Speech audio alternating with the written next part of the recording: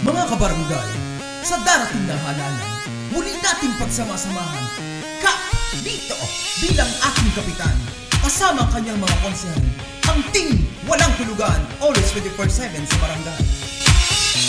Panahon na naman ang halalan, kapitan dito wag na iiwanan. Makatao siya't may paninindigan, masipag, marangal, maaasahan. Di naman ang lahat ng nangangailangan, kasama niya konsehal, kaagapay ng ating bayan. Ano bang oras sila ay nandyan sila, ang team na walang tulugan. Mababait at tunay na kaibigan, ngunit sama-sama'y lumalaban. Sila'y ating samahan, diretsyo sa ating listahan. Kapitan dito, ilaban, siya'y huwag nating iwanan. Subok na ang galing at kakayanan, sa pagpiling ko di siya paiiwan. Bukal sa puso ang kabutihan, pamilya ang turing sa sinuman. Ano man katayuan sa ating lipunan, pagmamahal ay wagas, dahil Diyos ang kanyang sandigan.